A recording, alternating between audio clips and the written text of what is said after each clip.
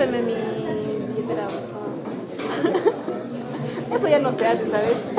Ya pasó de moda el Neui. Tú estarás desautorizado ya.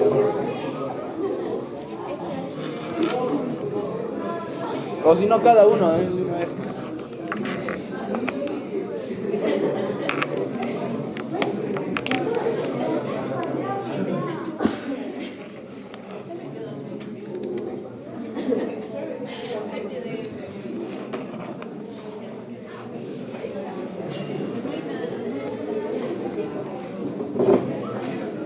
Ya vamos a empezar mientras van instalando, vas haciendo una introducción del tema, ¿ya? Para ir ganando algunos minutos.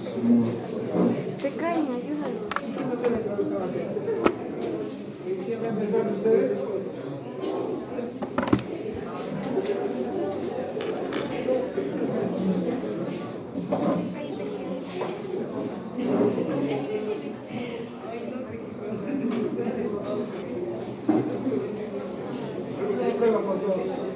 Ya probamos dos.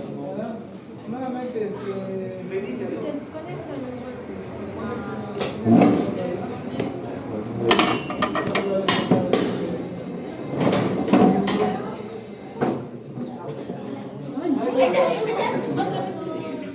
¿Ay, qué? no has desconectado y te conectaste.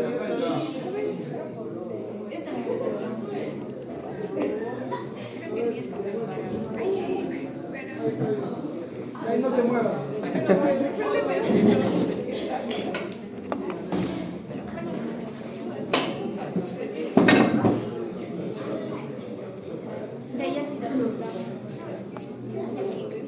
Moviéndole el mouse. Mueve el mouse y mira lo que pasa ahí.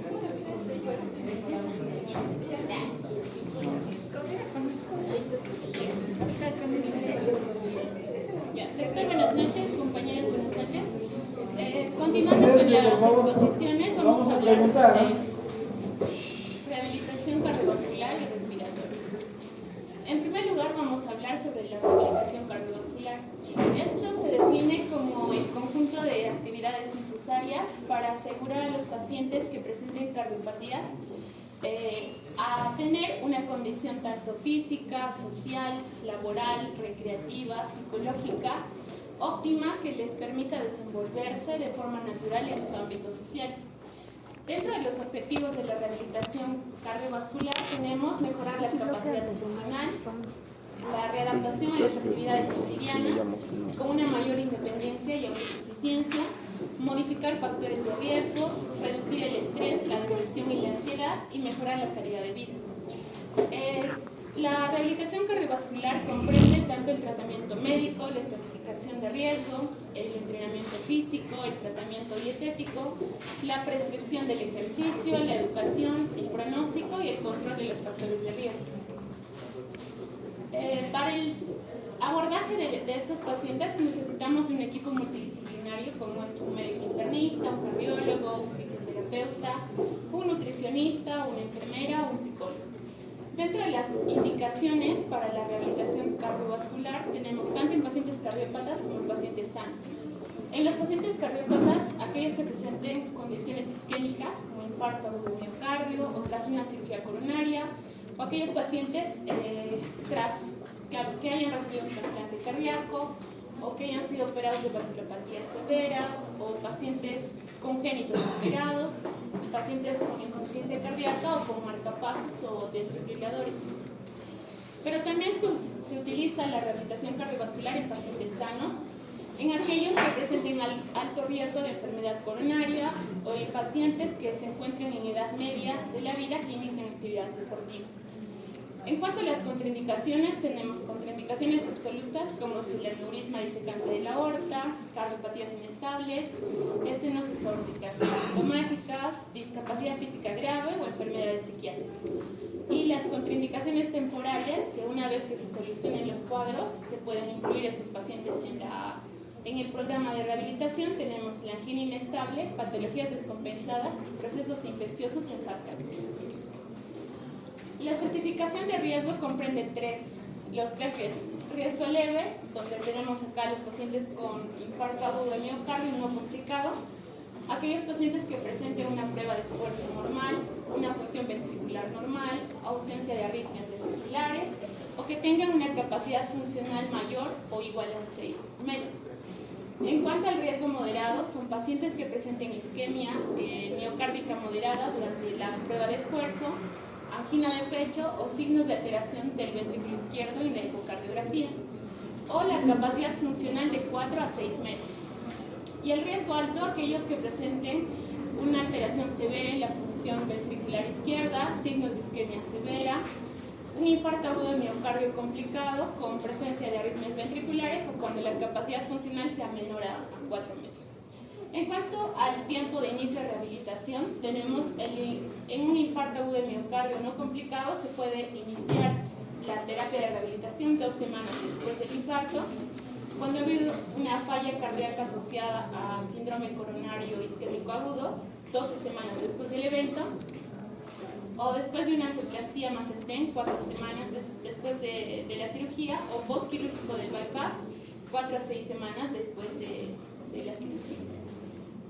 Los tipos de ejercicios terapéuticos, se empieza con ejercicios de estiramiento. Estos van a preparar a los músculos que estaban en reposo para que pasen al ámbito de la fuerza o la actividad aeróbica. Los ejercicios aeróbicos, que son de acondicionamiento cardiovascular, que van a mejorar la capacidad funcional.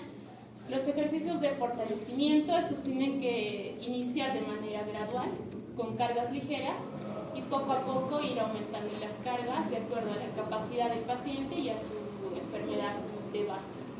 Los ejercicios de equilibrio y coordinación, que mejoran la relación temporoespacial, y los ejercicios respiratorios, que van a mejorar la ventilación pulmonar y el intercambio de gases. Los periodos del ejercicio son 4. El periodo de calentamiento, que va a ser la adaptación cardiovascular del reposo al esfuerzo. Acá se utilizan movimientos con demandas energéticas pequeñas, ejercicios de respiración abdominodiafragmática, y con este periodo de calentamiento reducimos lesiones osteomusculares y arritmias por esfuerzo. El segundo es el periodo de entrenamiento, donde se realiza la estimulación de las fibras cardíacas por ejercicios activos libres, sean caminatas, trotes, ejercicios en colchonetas o entrenamientos aeróbicos, teniendo en cuenta que la primera semana no debe ser más de 20 minutos. El tercer periodo es el periodo de resistencia. Acá se vence la fuerza que se pone al movimiento, por ejemplo con el uso de las bicicletas. Con el periodo de resistencia se aumenta la capacidad cardiorrespiratoria, el esfuerzo físico, el transporte y la liberación de oxígeno, y se disminuye el trabajo cardíaco. Y con el periodo de enfriamiento, este se realiza 10 minutos al finalizar el ciclo de toda la rehabilitación. Con este periodo de enfriamiento logramos permitir el retorno de la frecuencia cardíaca y presión arterial al nivel basal, reducir la hipotensión post ejercicio y disminuir la fatiga y el dolor muscular. La prescripción del ejercicio comprende 4 puntos, que es la frecuencia, se recomienda 3 a 4 veces por semana, la intensidad de acuerdo a la capacidad del paciente y a su enfermedad de base, el modo, aquí debemos elegir el mejor ejercicio, y la duración. Inicial se recomienda 15 a 30 minutos, cuando ya es intermedio 45 a 60 minutos, y si es avanzado 60 a 90 minutos. Las fases de rehabilitación cardíaca son 3. La fase 0 es la prehabilitación, donde aquí tenemos la nutrición, los ejercicios físicos, el bienestar psíquico y la preparación para el estrés quirúrgico. La etapa 1, que es la etapa hospitalaria, que se da en la unidad de cuidados intensivos coronarios o en el mismo proceso de hospitalización. La etapa 2, que es la extrahospitalaria subaguda, después del alta del paciente o en un periodo de 2 a 3 semanas posterior al alta. Y la extrahospitalaria crónica es una vez que ya se han estabilizado las respuestas cardiovasculares y fisiológicas al ejercicio. Entonces, la fase 1 va a comprender el periodo de estancia hospitalaria hasta el alta. En el ámbito físico se va a tratar de realizar una movilización precoz de las extremidades, esto completando con ejercicios tanto activos y pasivos de las diferentes articulaciones.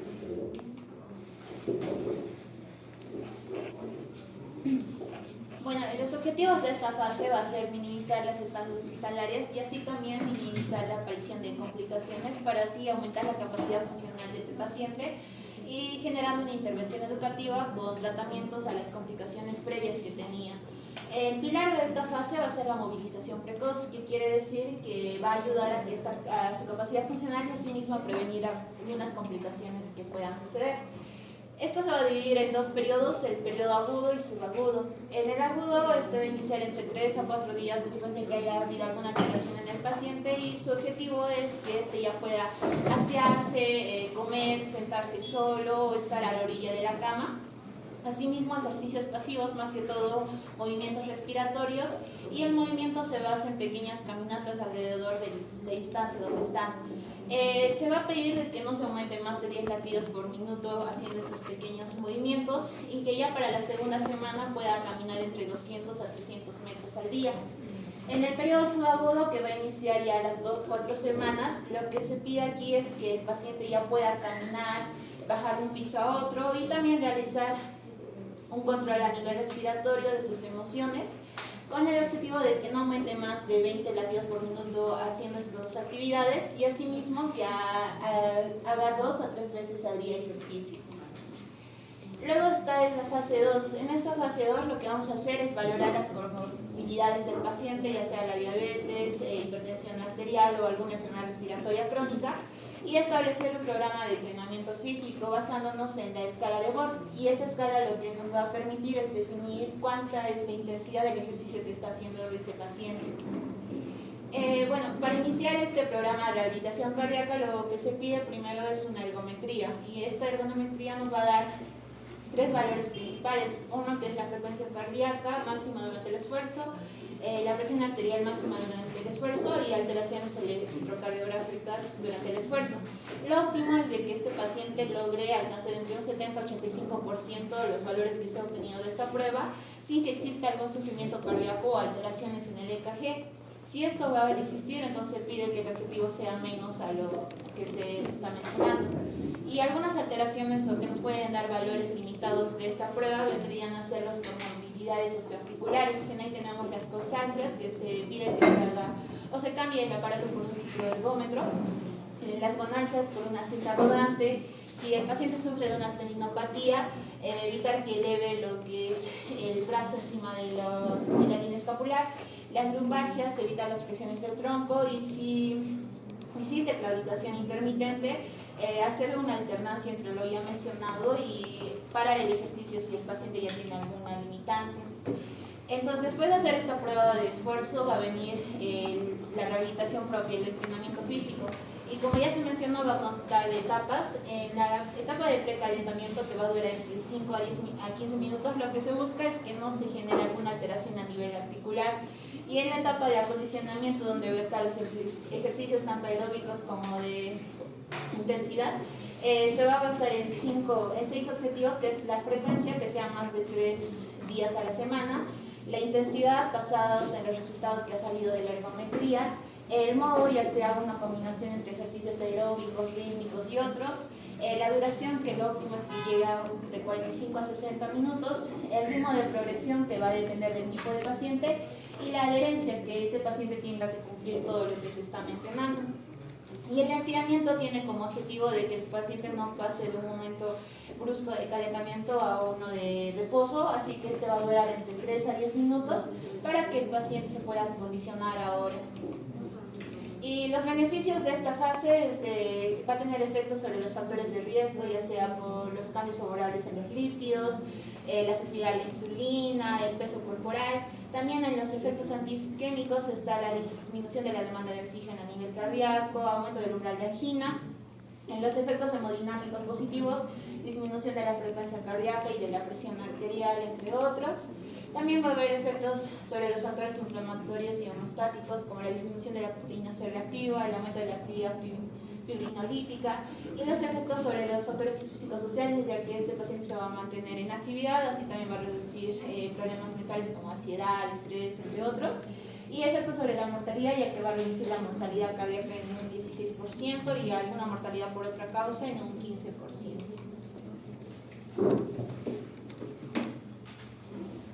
Con respecto ahora de la fase 3,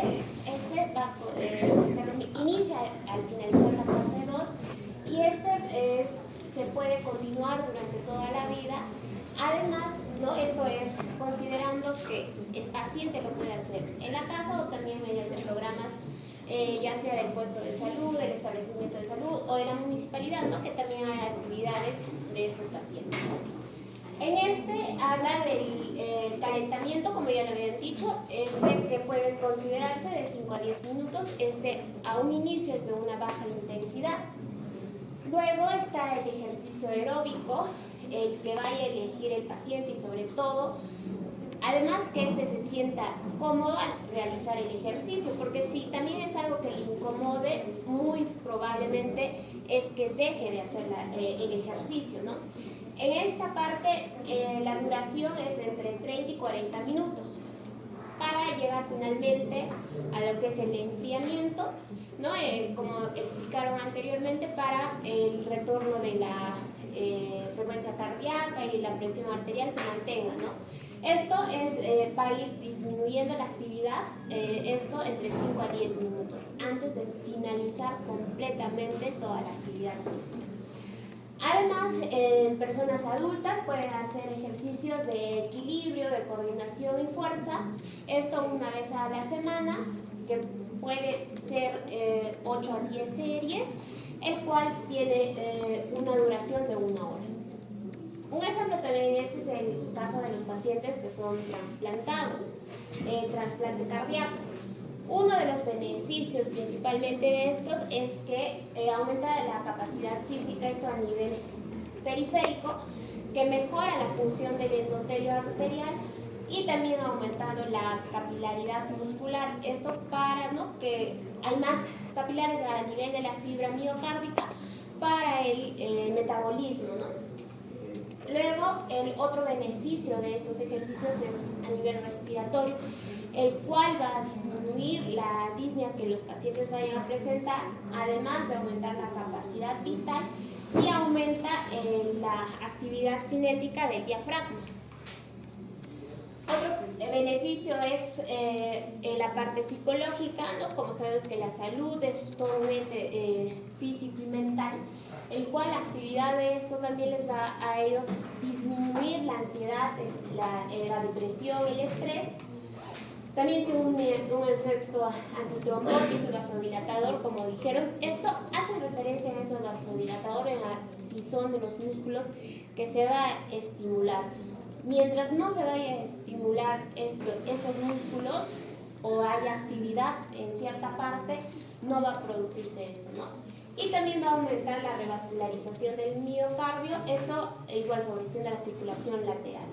Todo esto que haya mayor oxigenación, haya la mayor capilaridad muscular para el metabolismo y el intercambio gaseoso a nivel celular. Los efectos del entrenamiento físico, considera uno el aumento de la capacidad física. En igual como se mencionó anteriormente en el ejemplo, que hay un metabolismo, esto del músculo esquelético también, la función endotelial, la capacidad vasodilatadora y la distribución del gasto cardíaco. En los programas de ejercicio, esto, como ya les había dicho, se tiene que ver y evaluar en cada paciente, uno que se sienta cómodo y también de la profesión en la que el paciente se dedique, ¿no?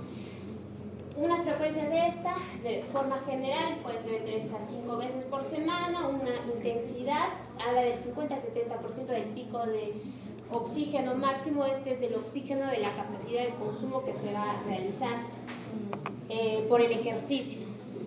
Y la duración de 30 a 45 minutos dependiendo de la actividad y de la intensidad. Además, se considera a los pacientes con criterios de inclusión y exclusión. Van a poder realizar todos estos ejercicios los pacientes que se consideren si tienen una insuficiencia cardíaca pero que esté controlada.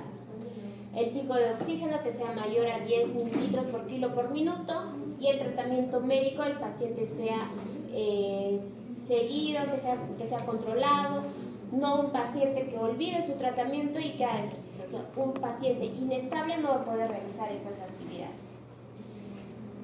Y en los criterios de exclusión está la miocarditis autoinmune o una miocarditis viral que esté activa, una cardiopatía obstructiva, ya sea valvular o subvalvular, y las arritmias malignas. Ahora pasamos a la rehabilitación respiratoria. En la fisioterapia respiratoria, principalmente se tienen 4 objetivos específicos. Uno, que es mejorar el aclaramiento mucociliar, esto con técnicas que permeabilicen la vía aérea, ¿no? Que haya buena ventilación. Principalmente, y más adelante les van a nombrar uno por uno, entre con las técnicas de drenaje postural, la presión positiva y el plano. Otro objetivo es optimizar la función respiratoria, esto estimulando a los músculos de la respiración, todos aquellos que participen en la inspiración y expiración, para que haya una buena ventilación. También todos los mecanismos necesarios para disminuir la disnea y lograr el recoordinamiento corporal mediante los ejercicios. La indicación para una fisioterapia respiratoria es a todo paciente que tenga limitación o haya obstrucción en el flujo aéreo o haya una obstrucción en la ventilación, pero que se haya diagnosticado con pruebas adicionales a lo que el paciente subjetivamente te va a decir, por ejemplo, no respiro o tengo sensación de falta de aire. Sobre la clínica y exámenes complementarios se le va a hacer candidato para que entre a esta fisioterapia. Además, si tiene alguna alteración neuromuscular.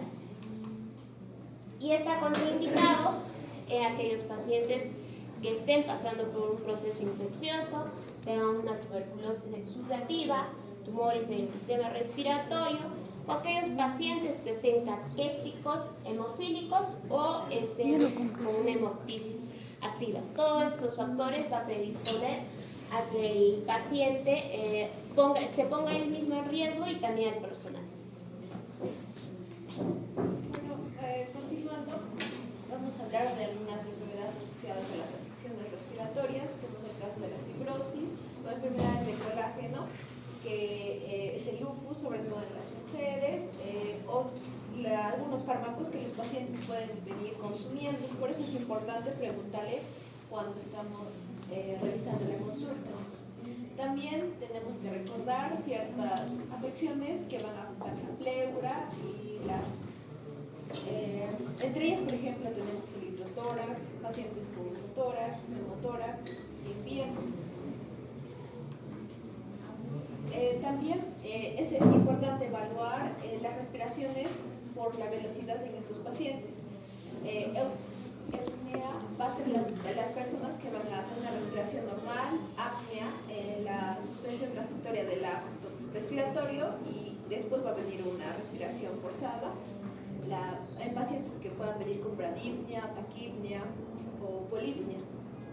Es importante ver también el tiraje, porque el tiraje va a ser la depresión de algunas ciertas partes blandas. Vamos a verlo sobre todo a nivel del cartílago mucoides, de los espacios intercostales, que es el más común a nivel supraclavicular y a nivel infraclavicular. Por ejemplo, en este video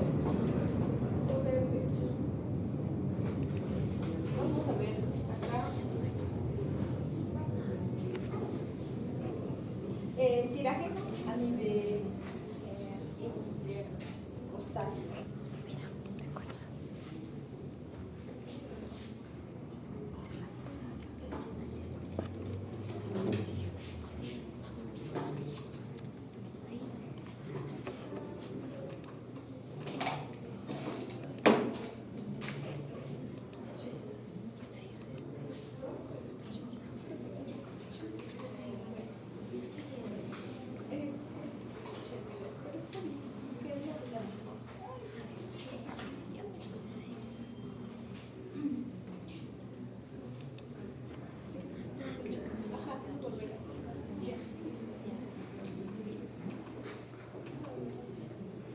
También es importante ver las respiraciones en las diversas patologías. Por ejemplo, pacientes que vienen con disnea, que van a decirnos que tienen esa sensación, ¿no? Consciente desagradable del esfuerzo respiratorio, pacientes que vienen con estridor o una ortopnea o respiraciones asmáticas, que van a ser muy clásicas, en las que vamos a ver al paciente como una respiración jadeante. También es bueno utilizar ciertas escalas para medir la disnea, porque ya que esta va a ser una sensación subjetiva y va a ser difícil evaluarlo, por eso es importante realizar ciertas escalas. Por ejemplo, tenemos a la escala de Saudo, que nos mide por grados a la disnea. Por ejemplo, el grado 0 el paciente no tiene disnea, grado 1, la disnea se va a dar cuando va a subir el paciente 2 pisos. El grado 2 va a ser la disnea cuando el paciente sube un piso. El grado 3 si está en terreno llano y también le da disnea. Y el grado 4 cuando va a estar en reposo. Esto sobre todo lo vamos a poder hallar en la anamnesis del paciente. Para valorar nosotros, para ver qué tipo de rehabilitación el paciente necesita, tenemos que ver sus síntomas y sus signos. Evaluar la disnea, tenemos que ver si el paciente, por ejemplo, viene con expectoración, si tiene dolor, y analizamos su permeabilización a nivel de la vía aérea. Para ello vamos a utilizar ciertas técnicas, como es el caso de técnicas para la permeabilización de la vía aérea, que el objetivo principal es mejorar el transporte ciliar, aumentar el volumen de la expectoración diaria, disminuir la resistencia de las vías aéreas y mejorar la función pulmonar. Para ello vamos a tener dos tipos, las activas y las pasivas. Las activas va a ser cuando el paciente mismo va a poder realizar la técnica, y las pasivas con ayuda de la persona que se va a encargar de que o del rehabilitador que le va a ayudar a realizar la técnica. En las activas tenemos el aumento del flujo expiratorio en el paciente, y también puede ser que al paciente el paciente puede inducirse a una tos o también llamado una tos controlada, mediante el cual el paciente va a generar o a permeabilizar sus vías aéreas, estimulando a que sus secreciones puedan salir de mejor manera. Este es un ejemplo del aumento del flujo respiratorio.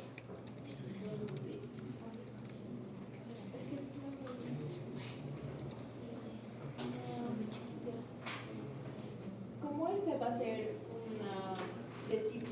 una técnica de tipo activa, la paciente que está recostada, ella solita realiza la técnica, poniendo una mano a nivel del abdomen y realizando respiraciones profundas, induciéndose al aumento del flujo.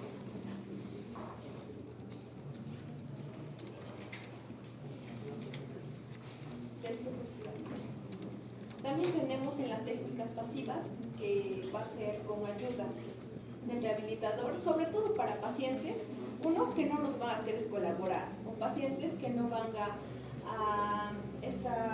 su nivel de conciencia no va a estar totalmente adecuado para apoyarnos. Tenemos el drenaje postural, las vibraciones y la presión de la caja torácica. Acá vamos a ampliar sobre todo el drenaje postural, que va a ser una de las técnicas más utilizadas, el cual va a consistir en que al paciente lo vamos a colocar en diferentes posiciones, de acuerdo, ayudándonos con la gravedad para que el paciente pueda mejor estimular a la salida de las secreciones que están obstruyendo sus vías centrales, sus vías aéreas. Esto usualmente dura de 10 a 15 minutos y está indicado para pacientes con bronquiectasias, paresis de los músculos, patologías de una tos ineficaz o absceso pulmonar. Para ello tenemos que tomar en cuenta sobre todo los segmentos pulmonares, ya que las diversas posiciones en las que vamos a colocar al paciente va a ayudar para que realice la movilización de las secreciones de acuerdo a en qué lugar de los segmentos pulmonares se encuentra. Tenemos aquí en los materiales, lo que vamos a utilizar usualmente son almohadas, toallas también, recipientes para la salida de las secreciones, Y acá también tenemos una escala para medir o valorar la viscosidad de las secreciones. Se llama la escala de Keall. En el grado 1 son las secreciones fuertemente adheridas al recipiente. En el grado 2, el desplazamiento lento de estas secreciones. En el grado 3 va a haber un desplazamiento en bloque y el grado 4 va a ser una expectoración líquida. Eso nos va a ayudar a nosotros a evaluar qué tipo de secreción tiene el paciente y también a ver qué tipo de posición mejor le conviene. En estas imágenes vemos las diversas posiciones que el paciente va a optar. Aquí vemos cómo nos ayudamos de almohadas, nos ayudamos de toallas, ya sea para colocar al paciente a nivel del abdomen. O también vemos acá que después de colocar al paciente para que éste pueda realizar la salida de las secreciones, tenemos que hacerle vibraciones. Las vibraciones lo vamos a hacer con nuestra mano en forma plana, poniéndolo en el lugar donde queremos nosotros realizar la salida de la secreción o el vaciamiento. Posterior a ello también podemos utilizar la percusión, pero en este caso ya nuestra mano ya no va a ser plana, sino va a ser como una cuchara. Y esto también vamos a darle golpes a nivel del área o del óvulo que queramos realizar la secreción. En el video a la paciente igual le van a realizar esta técnica. Primero están viendo en qué área o en qué lóbulo van a realizarle el drenaje postural. Posterior a ello van a hacer la percusión, por eso su mano está como una cuchara y le van a empezar a dar golpes a nivel del lóbulo.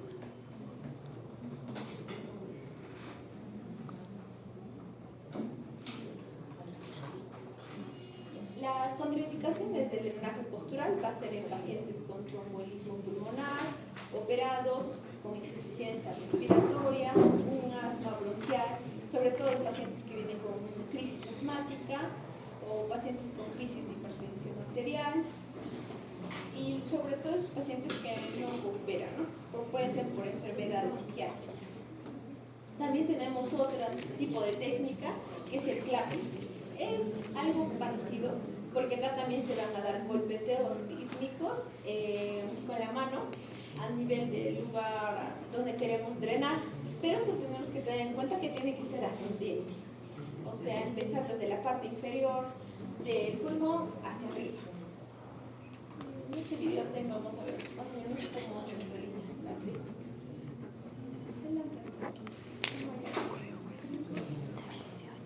Primero buscamos y la mano también va a estar en forma de cuchara, va a empezar de abajo hacia arriba, subiendo, dándole golpetes.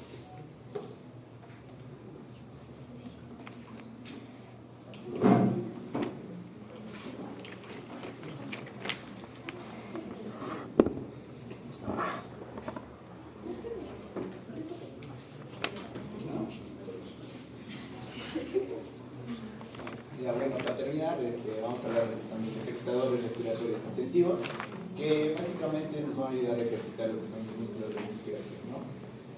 Los objetivos de esos ejercicios, o los ejercitadores de estos, va a ser aumentar la ventilación pulmonar, ¿no? Esto para prevenir de que el paciente no tenga pericardias o neumonías posteriores, ¿no? Aumentar la fuerza de la musculatura respiratoria, aumentar el volumen pulmonar, aumentar lo que es la producción de agentes tensoactivos.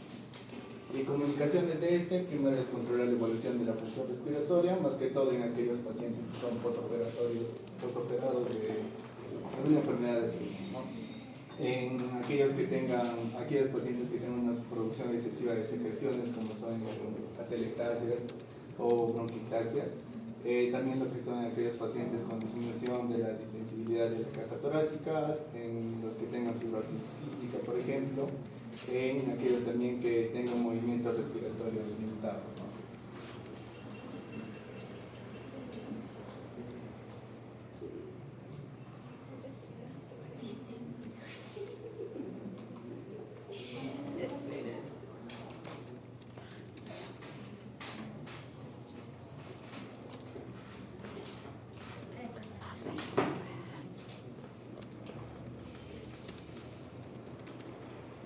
Básicamente en este vamos a tener dos tipos, los dependientes del flujo, que va a ser esta maquinita, por ejemplo, este aparato. En acá ya va a ayudar a que haya actividad de lo que son los músculos de la caja torácica, ¿no? La técnica para usar este es primero realizar una inspiración completa fuera del dispositivo, sujetar con fuerza la boquilla entre los labios, realizar lo que es una inspiración tan profunda y lenta para que las esferas de acá asciendan, ¿no?, hasta el borde superior. Mantener estas esferas en esa posición el máximo tiempo posible y soltar la boquilla y aspirar lentamente, ¿no? Y después hacer una pausa y repetir lo que es el ejercicio. Este ejercicio se realiza cada 1 o 2 horas, de 5 a 10 repeticiones en cada sesión, ¿no? Más que todo esto vamos a ver en pacientes que son operados, ¿no? Lobectomías más que todo.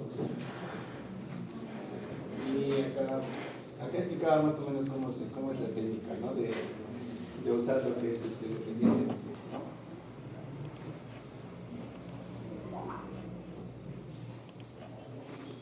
Como pueden ver, primero se indica a la paciente que tiene que sujetar la boquilla, lo que son los labios, ¿no?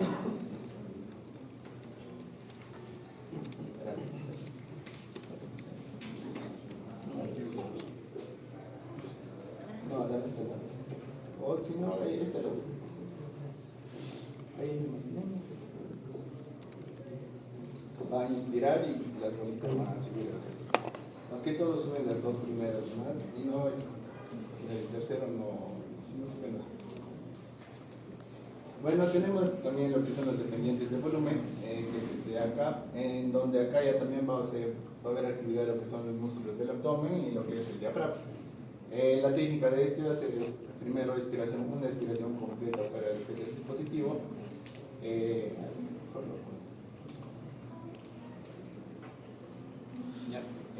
Una expiración completa para el dispositivo.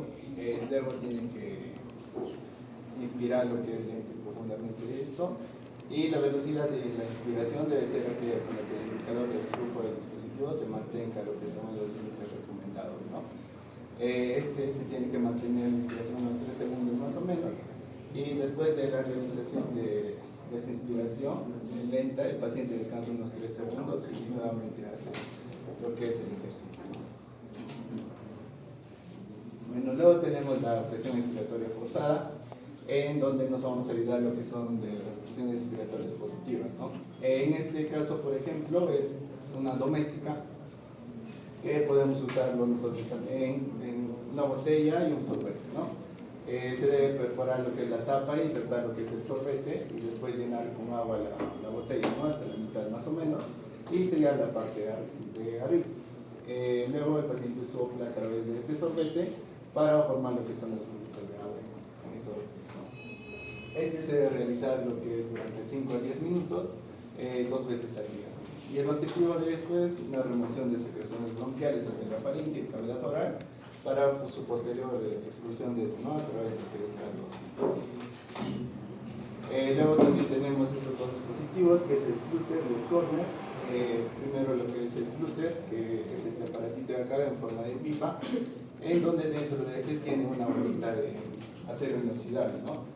En acá al momento de hacer la expiración, va a producir una presión inspiratoria, ¿no?, a lo que es el orificio, y una vibración en la pared bronquial, movilizando lo que son los tapones de la bronquial, ¿no?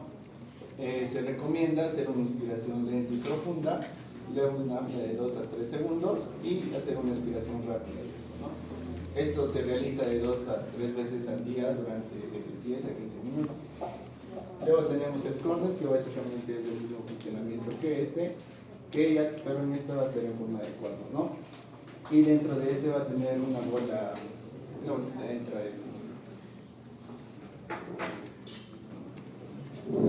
y al momento de inspirar esto va a vibrar lo que es al soplar,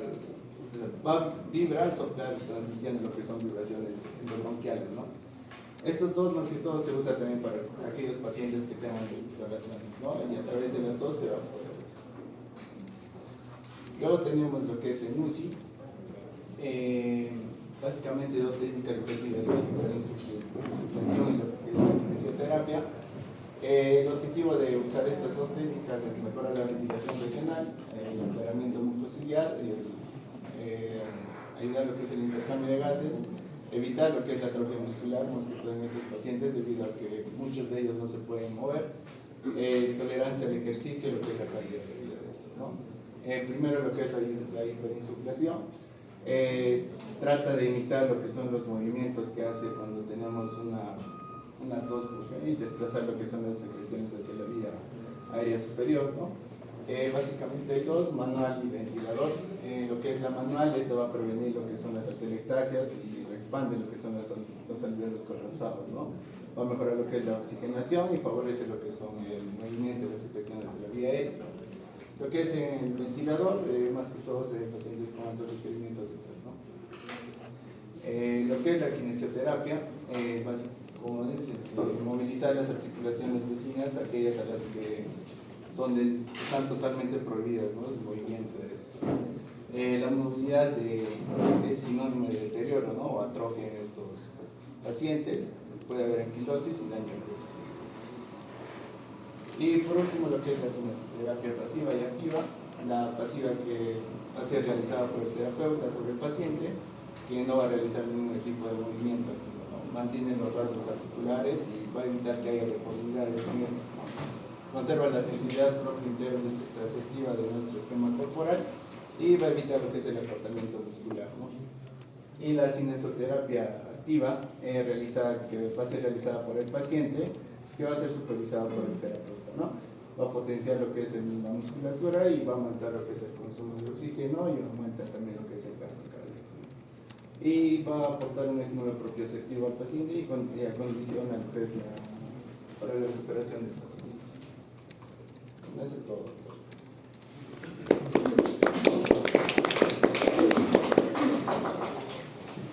Y gracias a la presentación. Como han podido ver, esta terapia se ha utilizado bastante durante la pandemia. Bastantes de los pacientes que han sido afectados por el virus han tenido complicaciones respiratorias y también complicaciones cardíacas, ¿no?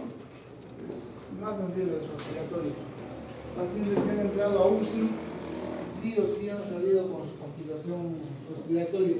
Y lo que han puesto nuestros compañeros es lo que se ha hecho en las terapias. Gran parte de los pacientes que han logrado salir de manera airosa de UCI, afectados por el COVID, han sido gracias a la terapia. Y la terapia se ha practicado de manera organizada. No es que entraba, le hacía respirar y lo sacaba el paciente, no, tiene toda una serie de indicaciones como han podido ver, ¿no?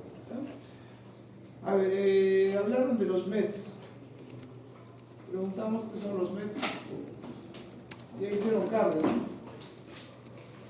Han hecho semiología, han hecho cardiología. ¿Para qué sirven los METs? ¿Qué son los METs? ¿Alguien que quiera participar? Va a ser una pregunta de examen. ¿Ahora quieren participar? ¿El grupo quiere participar? Han hablado de los METs.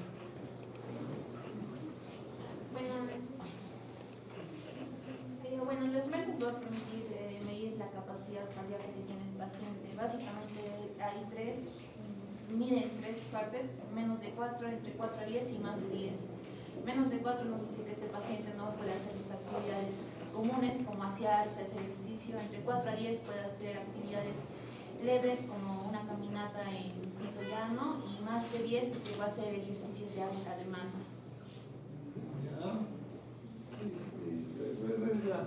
Es la medida, ¿no? ¿Qué nos permite medir los METs? ¿Para qué nos sirven los METs? Para evaluar la capacidad funcional, ¿no? Los METs nos permiten medir la capacidad funcional. ¿Y qué cosa van a medir los METs? La cantidad de oxígeno que se consume para realizar una determinada actividad. Por ejemplo, en el momento en el que están ustedes escribiendo, va a ser, el requerimiento de oxígeno va a ser el mismo que se utilizaría para subir o bajar las gradas. ¿Dónde se utiliza más oxígeno? Al subir la grado. Ya es lo que decía, ¿no? La compañera. Hay parámetros. Al estar sentado, más o menos se consume 1.7 metros. Cuando uno está haciendo actividades ligeras como caminar o subir y bajar gradas, pero sin correr, se consume entre 4 a 6, 8 metros. Y cuando uno corre, algo intenso, se consume alrededor de 10 metros. Son parámetros aproximados. Entonces esto nos va a permitir identificar cómo está el paciente con una patología cardíaca, ¿no? Para eso se le somete a algunas pruebas de esfuerzo, de acuerdo a las características del paciente. Se le puede someter a una cinta o trote en el ambiente, ¿no? Hay máquinas para pruebas de esfuerzo. Y estas pruebas de esfuerzo nos van a determinar cómo está la capacidad funcional del corazón. Y esto a su vez nos va a permitir identificar cómo está el paciente y qué carga de ejercicio le vamos a dar. No a todos les vamos a someter la misma carga, ¿no? Y eso han visto la presentación. ¿En qué momento podemos iniciar la terapia? ¿Qué tipo de terapia vamos a hacer? De acuerdo a estos métodos. Estos elementos nos ayudan a determinar ello, ¿no? Entonces, los métodos nos sirven para en una persona normal identificar cómo estamos, pero también nos sirven para identificar qué tipo de terapia vamos a hacer en una determinada patología, ¿no? Recuerden, siempre los métodos los vamos a utilizar en diferentes, si ustedes hacen en la especialidad, vamos a utilizar en diferentes áreas de las especialidades, ¿no? Para poder identificar en patologías secundarias, ¿no? En pacientes geriátricos principalmente, ahí se utiliza bastante. Bueno, otro de los elementos que se han podido determinar ahí son las fases, ¿no? En qué momento se va a hacer la terapia. La terapia se hace durante la hospitalización, se hace durante el alta, en la fase aguda, en la fase subaguda, ¿no? Entonces la terapia es útil en todo momento. Y hablaron de ejercicios activos y pasivos. A ver, pregunto, ¿qué son los ejercicios activos y qué son los ejercicios pasivos? Ya han estado rotando, hemos estado viendo cómo son los ejercicios pasivos y activos. ¿Cuál es la diferencia? ¿Quién quiere participar? Levante la mano. Un punto. 2 puntos, 5 puntos.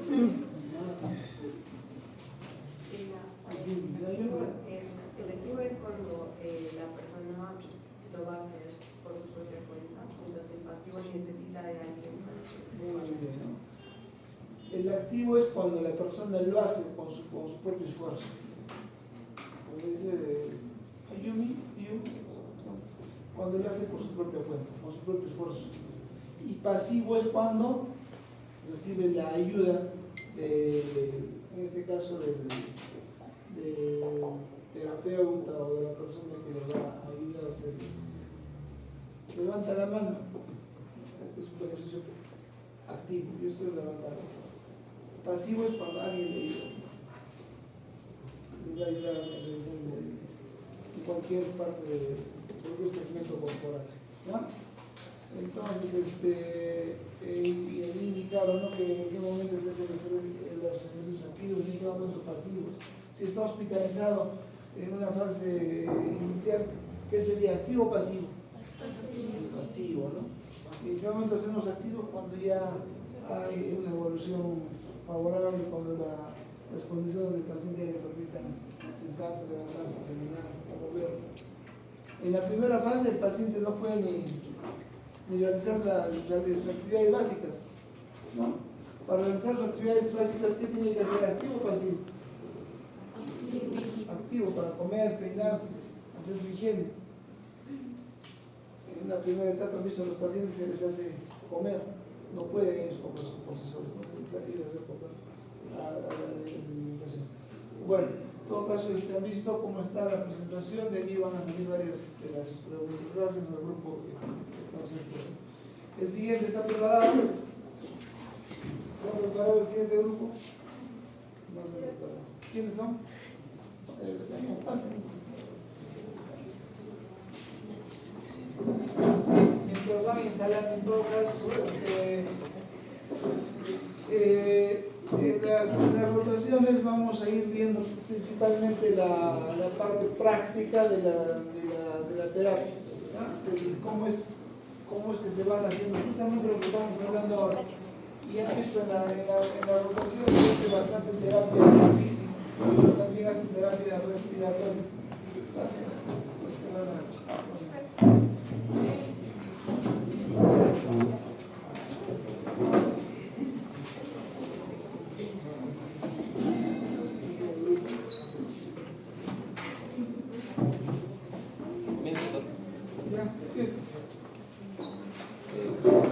Compañero, buenas noches. Mi grupo y mi persona va a conocer el tema de lesiones de nervio periférico.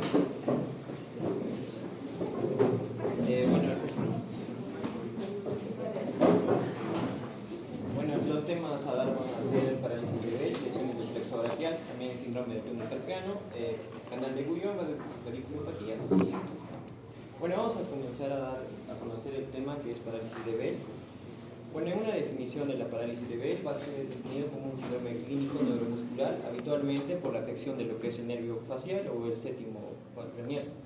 Se manifiesta como una parálisis facial periférica o unilateral de forma súbita. Según la epidemiología, según UpToDate, nos dice que la tasa de incidencia estimada es de 12 a 50 casos por 100.000 habitantes. También nos dice que no existe predilección tanto racial, geográfica o sexual, ¿no?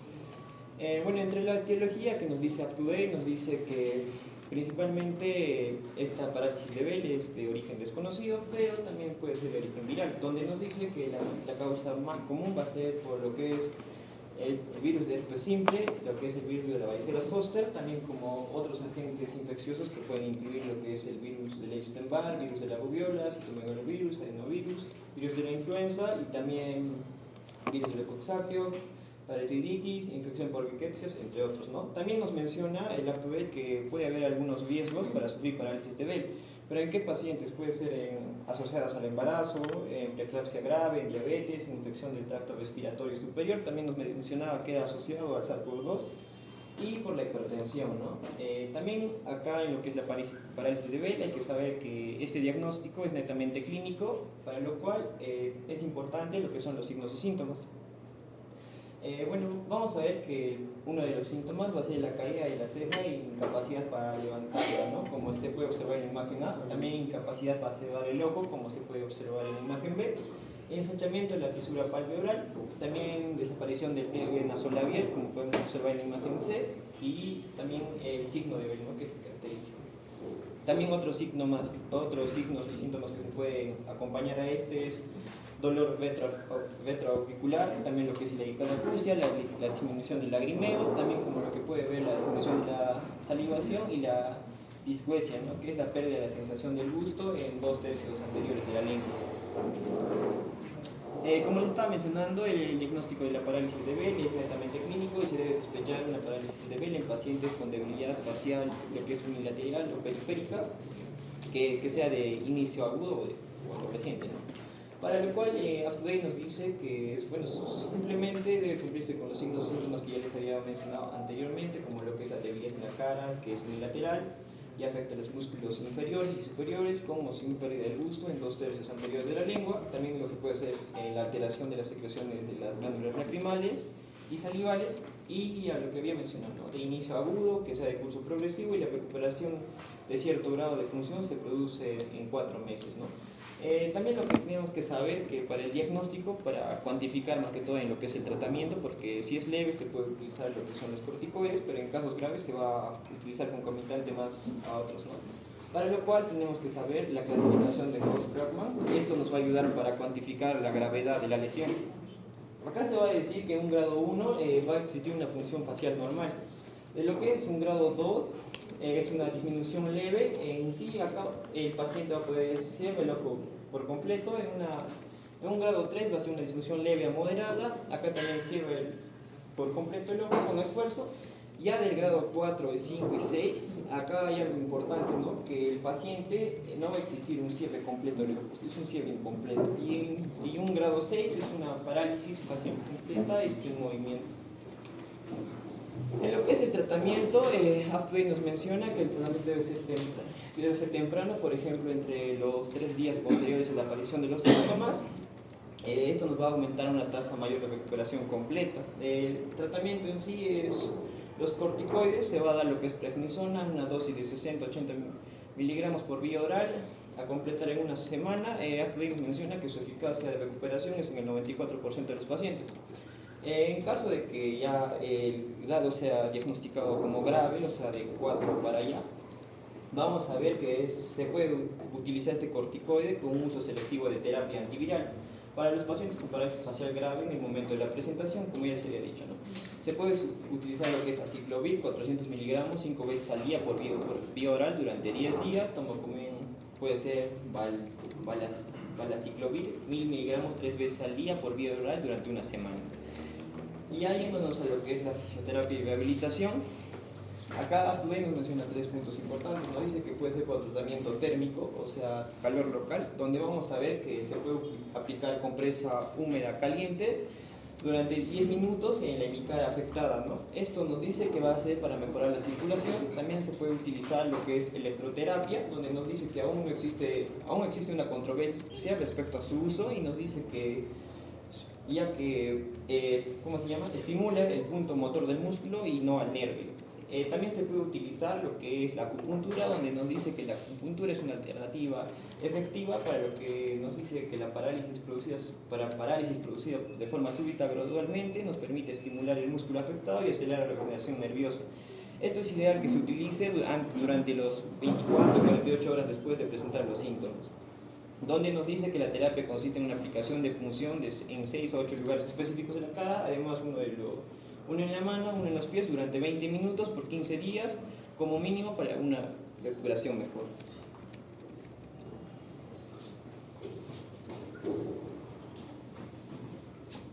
Buenos días, buenas noches, doctor. Compañeros, voy a empezar hablando ahora acerca de lo que es la lesión del plexo braquial. Bueno, primero tenemos que recordar qué es el plexo braquial. Entonces, tenemos que recordar que el plexo braquial está formado por 5 raíces, desde la C5 hasta la C8, incluyendo la primera dorsal. Tenemos 3 troncos, tenemos 6 divisiones, que son 3 anteriores y 3 posteriores, los 3 fascículos, fascículo lateral, medio y posterior, y los ramos terminales, que son el músculo cutáneo, el axilar, el radial, el cubital y el mediano. Y también hay que recordar también la posición en la que está. Una vez que nace, va a pasar entre lo que es el serrato anterior al serrato medio, pasa por debajo de la clavícula y por debajo de lo que es el pectoral menor. En cuanto a lo que es la lesión en sí del plexo braquial, vamos a ver que la patogénesis o los mecanismos por los cuales este va a surgir van a ser primero por compresión, pero la decompresión no es muy común, porque como ya hemos visto, el plexo braquial está protegido por varias estructuras, pero se va a dar principalmente en personas que hacen deporte de contacto. Por ejemplo, los que hacen fútbol americano, que van a tener contacto directo con los jugadores, y eso va a lesionar directamente. Tenemos la sección transversal, que va a ser dependiendo al movimiento de la persona. El traumatismo, por ejemplo, del cuello, del hombro y del brazo. Y lo que es, bueno, después tenemos lo que es la isquemia, que esta va a ser un método indirecto, puesto que va a generar una oclusión de pequeñas arterias, que son arterias que van a irrigar a lo que, es el plexo braquial, que viene a ser la vasovasorum, lo cual va a ocasionar un daño directo en el axón, ocasionando parálisis tanto muscular como cutáneo. La inflamación y anomalías metabólicas se van a relacionar. En anomalías metabólicas tenemos a la diabetes mellitus. En ambos casos va a ocasionar una inflamación, que lo que hace es inflamar la parte blanca, lo cual ocasiona a su vez una oclusión por la inflamación de los pequeños vasos que ya les mencioné de la vasovasorum, y lo cual va a ocasionar una isquemia. Después tenemos la neoplasia y la radioterapia, que también se ha visto últimamente que son causas de la lesión del plexo braquial. La neoplasia se asocia con las neoplasias que son cerca del plexo braquial, que venía a ser el cáncer de mama y el cáncer de pulmón. Las neoplasias el mecanismo por el cual ocasiona lesión van a ser de 2. La primera es la presión directa, es decir, que el mismo tumor crece cerca de lo que es el plexo braquial, comprimiéndolo. Y el otro mecanismo es que estas células cancerosas van a invadir, haciendo metástasis a lo que es el plexo braquial. En cuanto a lo que es la radioterapia, que es la última bueno, el último mecanismo que se ha visto que está en aumento, porque también la tasa de neoplasia está aumentando, por lo cual se ha visto que casi el 2 al 5% de las personas que hacen radioterapia de cabeza y cuello, principalmente también de lo que es la mama y del pulmón, van a tener lesión de plexo braquial. Ahora, en cuanto a la epidemiología, vamos a ver que es una patología muy rara, que si lo asociamos con el cáncer solamente es el 0,1%, radiación 2,5%, y en cuanto a lo que es la plexopatía braquial idiopática o amiotrófica braquial, según UpToDate, esta va a afectar entre 2 a 3 personas por 100.000 habitantes en Estados Unidos. Y la relación viene a ser más en hombres que en mujeres, puesto que la causa más frecuente de lesión viene a ser el traumatismo, y como los varones tienen mayor traumas, a diferencia de las mujeres por la actividad que realizan, es por eso que los hombres van a ser más que las mujeres. En cuanto a lo que es la clínica, vamos a ver que podemos diferenciar dos, ¿no? Puede ser agudo o puede ser crónica. Aguda hablamos cuando el dolor va a ser brusco y va a ser muy localizado en la parte superior del brazo, y nosotros lo vamos a poder asociar con traumas, metabolismo inflamatorio. Y en cuanto a insidioso o crónico, es cuando el dolor no es bien localizado y la persona no sabe desde cuándo le duele y cómo le duele, y va a empezar en la parte superior del hombro y va a terminar en la punta de los dedos. Y en este caso es por cáncer y por tratamiento de radiación. Entonces, empezando primero por las traumáticas, como les mencioné, viene a ser la causa más común de lesión de plexo braquial. Tenemos los que son cerradas y abiertas. Cerradas cuando la lesión viene de adentro hacia afuera y no va a haber continuidad o solución de continuidad con el medio externo, mientras que la abierta viene a ser lo contrario. Bueno, estas son las causas traumáticas, pero la que quiero tener en cuenta es la de los pacientes que están postrados crónicos, que son aquellos pacientes que no tienen motilidad por su cuenta, entonces permanecen en un solo lado todo el tiempo, y al igual que surgen lo que son las úlceras por presión, el mismo hecho de estar en un mismo lado y tener la presión más la gravedad hace que la persona se lesione el plexo braquial. Y en cuanto a lo que son los accidentes, lo más común son las avulsiones de raíz, como lo vemos en esta imagen de acá. Es cuando existe un desgarro en la raíz, y este desgarro ya va a hacer que la persona de por vida ya no pueda regenerar los nervios, por lo cual la persona de por sí ya permanentemente va a tener un déficit motor y también sensorial, va a presentar dolor, y las raíces más afectadas es C8 y T1. En cuanto a lo que son las no traumáticas, que como lo mencioné puede ser el cáncer, puede ser por radioterapia igual, tenemos primero la amiotrofia neurálgica, o también llamado el síndrome de Parkinson-Turner, que es un trastorno inflamatorio de lo que es el plexo braquial. Le vamos a pedir al paciente que coloque las manos sobre la pared, y lo que vamos a observar bien es esa sobreelevación de la parte del escápulo. Después la plexopatía braquial hereditaria, llamado también amiotrofia neurálgica hereditaria. Este ya es un trastorno hereditario que está asociado al cromosoma 17q25, y este es dolorosa y bien recurrente. Y las últimas dos que les mencioné son las neoplasias, que como les mencioné es más común en personas que tienen cáncer de mama y pulmón. También está asociado al síndrome de Post, que como sabemos es un cáncer de células no pequeñas, que como lo vemos en la resonancia, se va a ubicar en la parte superior, en el lóbulo superior del pulmón. Este está asociado al síndrome de Horner. Y en cuanto a lo que es la radiación, también está asociado con cáncer de mama y pulmón. La diferencia en ambos es que la neoplasia va a generar más dolor que la radiación, pero la radiación va a tener mayor grado de parestesia y debilidad que en el caso de la neoplasia. Y en el caso de los neonatos, que esto sí es muy común y hay que tener mucho cuidado, es el momento del parto. Cuando no se hace una buena técnica en el momento del parto, el niño puede lesionarse el plexo braquial en el momento del nacimiento. Acá se mencionan dos patologías, que es el ERS y el que viene a ser el ERS, es porque cuando en el momento de la salida del niño existe un estiramiento de la parte del cuello, y eso genera una lesión en C5 y C6, y la característica es esta, ¿no? Va a tener una flexión de la muñeca, va a tener una extensión del antebrazo, va a tener una aducción de todo el brazo y una rotación interna.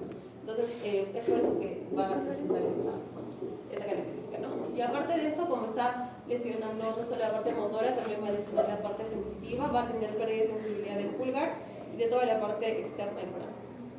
En cuanto a lo que es el plumbe, en este caso es porque el bebé va a lesionarse las raíces inferiores, que es C8 y T1, y en este caso el niño va a tener una mano en garra permanente, y no va a tener el signo que no tiene el signo del GRASS, que es cuando nosotros le vamos a poner la mano al bebé y el niño hace típico que es. Pero en este caso los niños no van a tener. Aparte, como está afectando la parte de las raíces inferiores, también va a tener el síndrome de Turner, el síndrome de Horner, y a diferencia del anterior va a tener una pérdida de la sensibilidad de lo que es el meñique y la parte interna del brazo. Y se va a dar principalmente porque en el momento del nacimiento el niño le van a jalar mucho la parte del brazo hacia arriba. Ese es el diagnóstico en sí se hace por estudio de conducción nerviosa y electromiografía con agujas, siendo la electromiografía con aguja la prueba más sensible de daño axonal de los nervios, tanto motores como sensitivos.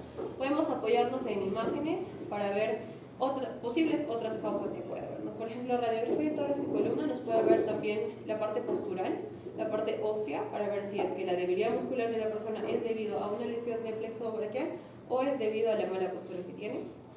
También podemos pedir tomografía, bibliografía, resonancia. La resonancia nos ayuda más porque nos permite ver en sí toda la raíz y los segmentos del plexo. Y por último, el tratamiento va a depender mucho de la causa, siendo la primera causa el traumatismo, por ende el tratamiento va a ser más quirúrgico.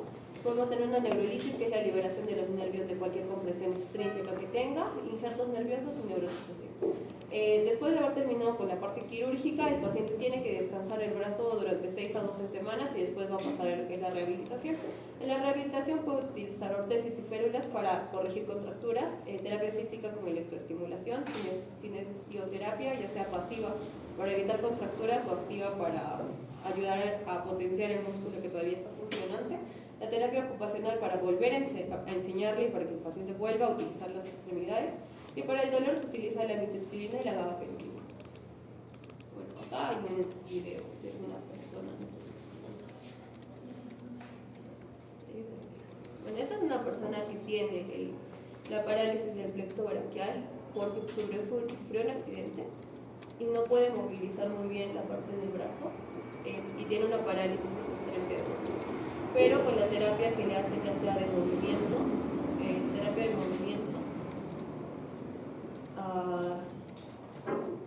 movimiento, la terapia de elevar el brazo, bajar el brazo e incluso cargar cosas, poco a poco puede mejorar y ganar otra vez la fuerza que ha perdido.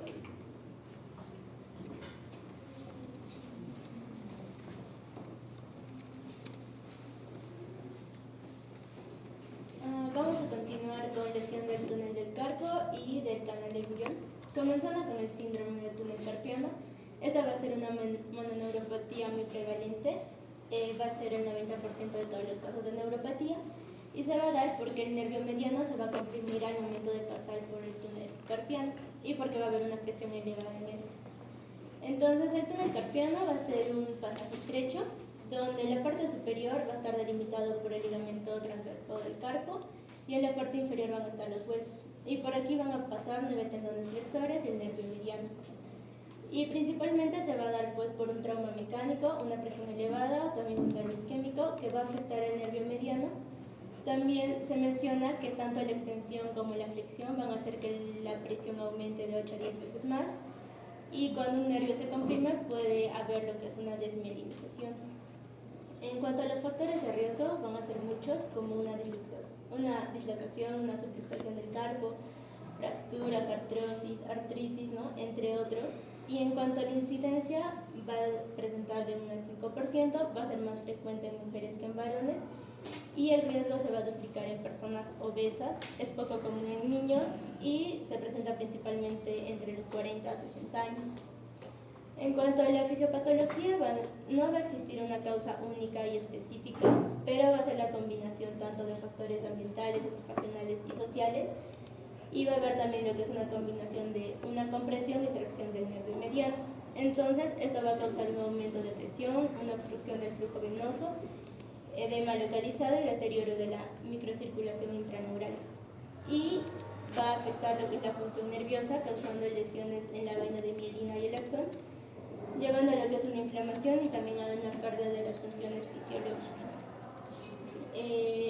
También se puede dar lo que es la inflamación de los 9 tendones flexores, que van a comprimir el nervio mediano, y es importante saber que las fibras sensoriales se van a afectar antes que las motoras. Entonces, en cuanto a la clínica, lo principal que presentan los pacientes van a ser el desvanecimiento y el dolor, que se presenta en los 3 primeros dedos y la mitad lateral del cuarto dedo.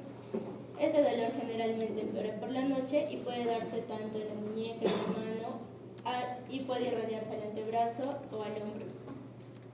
Se menciona que muchos pacientes tienen alivio al agitar la mano o al ponerle en agua tibia. Entonces los síntomas inicialmente van a ser intermitentes, pueden desencadenarse al conducir, al pintar, leer periódicos, ¿no? Y empeoran por la noche, y también al inicio va a iniciar en la mano dominante y después se puede hacer de forma bilateral. Y en la etapa avanzada ya va a haber lo que es una pérdida sensorial permanente, debilidad muscular y dificultades para hacer distintas tareas. Entonces el examen físico, aparte de la pérdida sensorial y también pérdida y mayor debilidad, vamos a ver que va a haber disminución de la fuerza de abducción y oposición del pulgar y atrofia también de la eminencia tenor, como vemos aquí. Y hay distintas pruebas que se realizan, como la prueba de compresión carpiana, donde se presiona el túnel carpiano por 30 segundos y va a ser positivo si aparecen síntomas, ¿no? Como parestesia o dolor. Igual en la prueba de Tinel y en la prueba de Pallen. En cuanto al diagnóstico, si este va a ser leve, no va a requerir de estudios diagnósticos adicionales, excepto en pacientes embarazadas o que presentan síntomas atípicos como entumecimiento, debilidad persistente en la mano o cualquier deterioro funcional. En este caso podemos realizar un electrodiagnóstico y estudios de conducción nerviosa que nos pueden ayudar a clasificar la gravedad del daño, donde mencionan que si es leve van a haber anomalías sensoriales y si ya es moderado o grave puede haber anomalías sensoriales como motoras. Se puede realizar también lo que es la electromiografía, esto en el caso se tenga que operar, y algunas imágenes, ¿no? En el caso hayan tumores o quistes ganglionares, se puede realizar lo que es una ecografía o una resonancia magnética. En cuanto al tratamiento, tenemos una terapia conservadora o también se puede realizar cirugía. En la terapia conservadora se le entablilla una zona de la muñeca, se debe realizar con férulas en la noche para mantener una posición neutral de la mano y se evalúa de 1 a 2 meses. Y si esto no funciona, se realiza lo que es la inyección de glucocorticoides. Si no hay respuesta en 1 o 2 inyecciones, se requiere de cirugía y el alivio de esto se va a dar en 3 meses. En el caso ambas sean ineficaces, se puede probar con lo que es el entablillado y la inyección de glucocorticoides al mismo tiempo. Y si ya ninguno funciona, pues se puede realizar lo que es la cirugía, ¿no? Que ha mostrado resultados más favorables a largo plazo que la terapia conservadora. Y también se puede realizar lo que es fisioterapia y rehabilitación.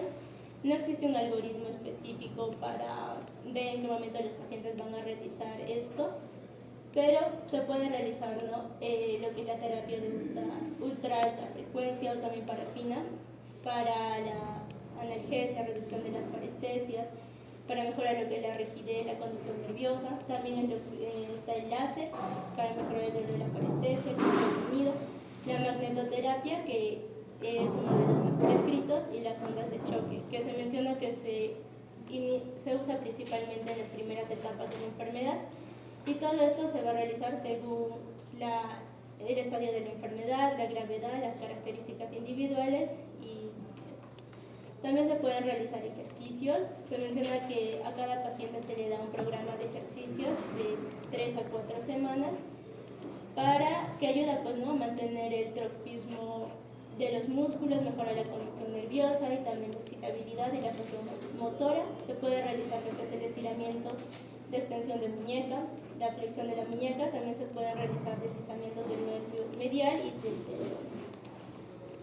Pasando al síndrome del canal de Guyon, esta va a ser una neuropatía cubital periférica, donde va a haber una lesión en la porción distal del nervio cubital. Entonces, los límites del canal de Guyon: en la parte del techo va a estar el ligamento palmar del carpo, en el piso el ligamento transverso del carpo, en el límite cubital el ligamento pisiforme y en el límite radial el gancho del caduchoso. Y por ahí va a pasar lo que es el nervio cubital y también la arteria cubital. En cuanto a la etiología, se va a dar por una compresión, una inflamación o un traumatismo o también una insuficiencia vascular. Esto puede ser por un quiste ganglionar, una fractura o desplazamiento del gancho del ganchoso, tumores, un traumatismo puede ser idiopática un 45% o una trombosis o aneurisma de la arteria cubital. En cuanto a la clínica, es importante saber que estos pacientes van a tener antecedentes de traumas repetitivos o una lesión directa de la mano. Tenemos síntomas motores, sensoriales o incluso se pueden presentar ambos. En los motores está la debilidad y parálisis de los músculos intrínsecos, va a haber debilitamiento de la garra de la mano y garra del cuarto y quinto dedo, puede haber atrofia hipotenar de los músculos interóseos y debilidad en la aducción y abducción de los dedos y en la aducción del pulgar. Y en lo que son los sensoriales puede haber dolor o parestesias en la palma medial y la mitad cubital del cuarto dedo y en toda la cara anterior del quinto dedo. En este síndrome se va a preservar lo que es la superficie dorsal del dermatoma cubital y existen distintas maniobras, ¿no? Como el signo de Tinel, también se puede realizar la maniobra de Allen para ver si existe una trombosis de la arteria cubital, el signo de Froment, donde vamos a ver que si al paciente le hacemos agarrar una hoja, este va a presentar una hiperflexión de la articulación del pulgar para que compense la incapacidad de aducir el pulgar, y el signo de Wartenberg, donde se va a ver el quinto dedo sobreaducido en reposo. En cuanto al diagnóstico, se puede realizar una radiografía en caso de fracturas o una tomografía, también lo que es la resonancia magnética, si habría lipomas, quistes o anomalías anatómicas en el canal de Guyon, una ecografía doble en el caso de una trombosis de la arteria cubital, también angiografía, electromiografía y velocidad de conducción nerviosa para ver el compromiso del nervio periférico y localizar el nivel en el que está siendo afectado. Y el tratamiento igual va a ser conservador o quirúrgico. El conservador es más si los síntomas son leves y la clínica tiene una duración de menos de 3 meses. Puede ser el entablillado en una posición neutral por la noche por 12 semanas y se le da instrucciones al paciente de evitar una compresión mecánica, el estrés repetitivo del canal de Guyon. Y el quirúrgico se realiza ya si los síntomas son más graves, si duran más de 3 meses.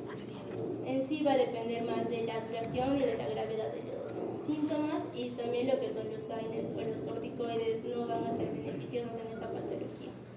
Y en lo que es fisioterapia se utiliza lo que es el ultrasonido terapéutico y también los ejercicios de deslizamiento de nervios.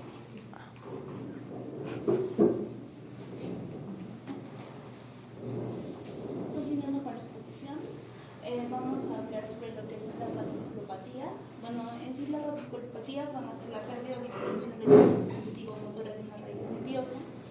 Esta se va a encontrar distribuida en un dermatoma específico, un área de la piel inervada por una raíz o un nervio dorsal de la médula espinal. Estas raíces nerviosas van a tener territorios cutáneos de distribución sensitiva, característicos y denominados dermatomas. Estos van a estar constituidos por bandas paralelas al eje mayor de extremidades y en el tronco por bandas perpendiculares al mismo, donde se va a poder irradiar, ¿no?, el dolor radicular. La radiculopatía o la lesión de una raíz nerviosa va a ser la causa común de dolor, ya sea el cuello, brazo, espalda baja o extremidades inferiores. Generalmente el dolor va a incrementar cuando el paciente o la persona tome una posición inadecuada, se agache, esté en una posición en la que el nervio en sí tenga un estiramiento, se estire demasiado, ¿no? Dentro de los mecanismos de lesión de las raíces nerviosas, vamos a ver que hay mecanismos mecánicos y no mecánicos. Dentro de los mecánicos, estos se van a dar porque la compresión va a producir un menor aporte sanguíneo y un menor aporte nutricio. Y en tanto los no mecánicos, estos van a actuar, acá van a actuar mediadores diferentes de la inflamación. Estos van a actuar directamente en el nervio dañado. Los sitios donde se ve más frecuentemente esta lesión va a ser en C6, C7, C7T1, L4, L5, L5 y S1. Va a ser en los lugares donde haya mayor movilidad, ¿no? Siendo así, vamos a poder determinar y clasificar el dolor según a donde esté ubicado, ¿no? Siendo así, vamos a ver lo que es la radiculopatía cervical y la radiculopatía lumbosacra. Dentro de la etiología del dolor radicular, tanto cervical, dorsal y lumbosacro, vamos a ver que el dolor radicular a nivel cervical superior e inferior se puede dar por una neuralgia occipital, idiopática, artrosis en C1, C2, artrosis reumatoide, postraumática, la malformación de Chiari, neuralgias posherpéticas, hernia discal cervical. En tanto, la etiología de dolor radicular dorsal se va a dar por una neuralgia posherpética, al igual que la cervical, neuralgia intercostal y así idiopática, una toracotomía o cáncer sistémico, hernia discal dorsal, tumor vertebral metastásico o tumor intra o extradural.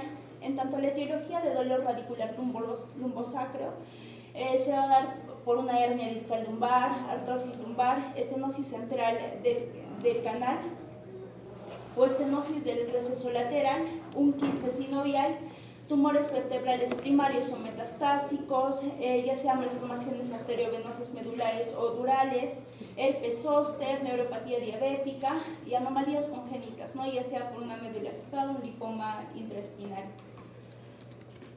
Comenzando por la radiculopatía cervical, vamos a ver que el dolor en la radiculopatía cervical va a ser un dolor que se produce a este nivel que involucra la región cervical, los miembros superiores, inferiores y la región torácica. La causa más común, entre un 70 al 74%, va a ser el atrapamiento foraminal de un nervio espinal, que este va a consistir en la disminución de la altura de un disco vertebral y cambios degenerativos en la estructura de la columna. Dentro de la presentación de la radiculopatía cervical se va a dar en pacientes entre 50 y 55 años de edad, va a ser más común en hombres, va a tener una incidencia de 107.3 por 100.000 y 63.5 por 100.000 para mujeres.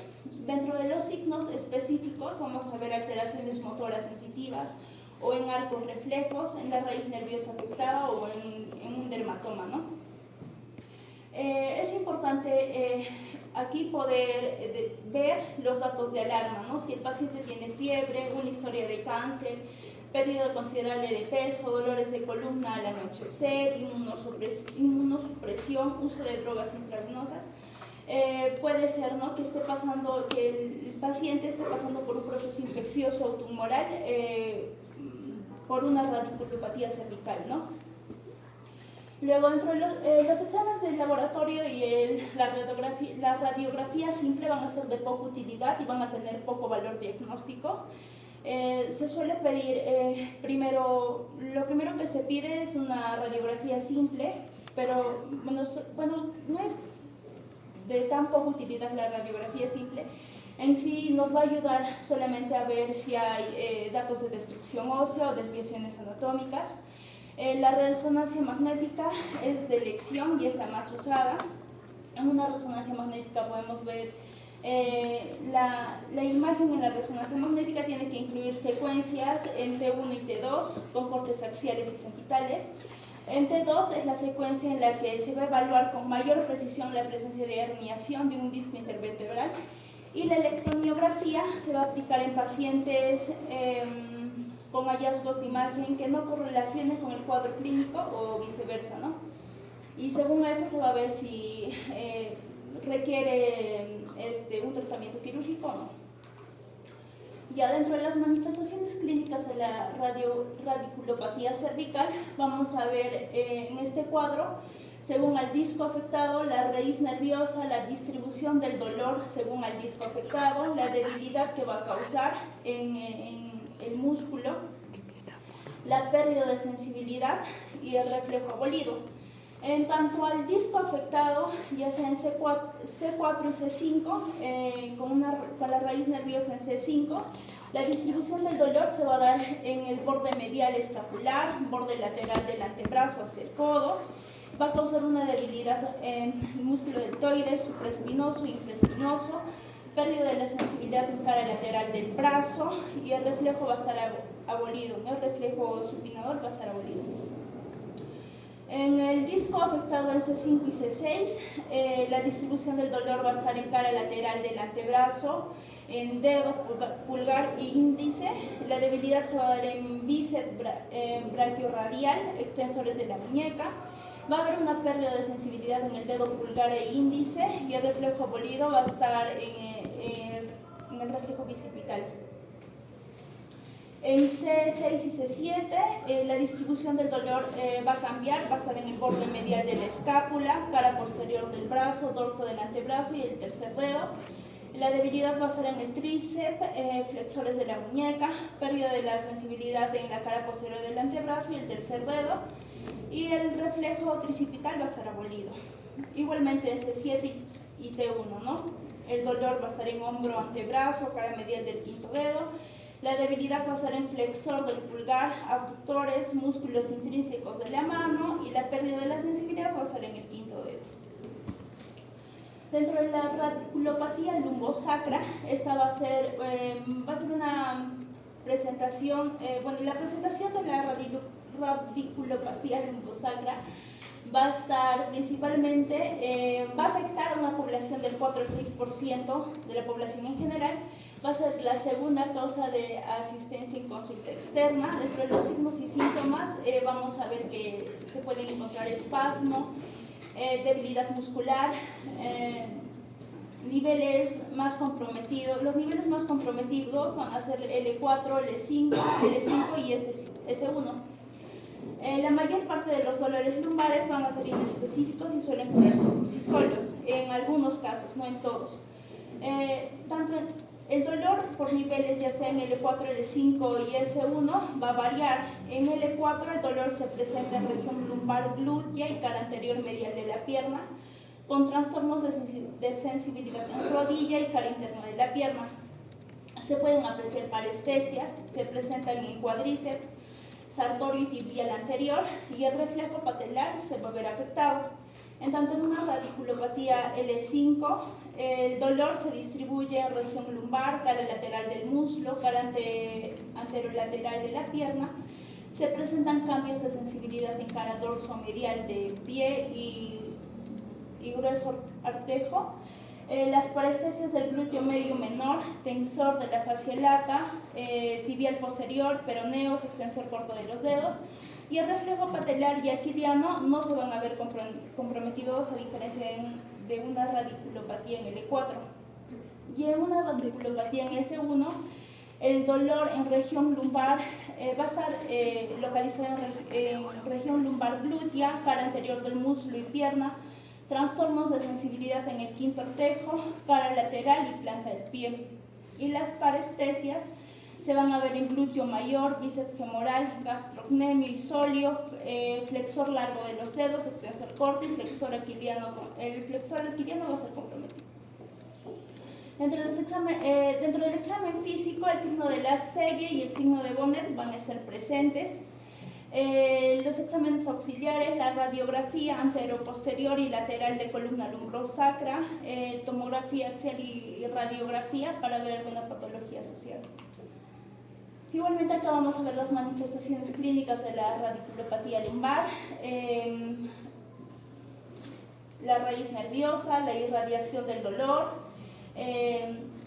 la debilidad motora, alteración sensitiva y reflejo alterado. En L3 vamos a ver que la irradiación del dolor va a estar en ingle, cara interna del muslo. En la marcha algunas veces va a ser antiálgica. La debilidad motora va a estar en flexión de cadera en L3, la alteración sensitiva en cara anteromedial del muslo, el reflejo patelar va a estar alterado.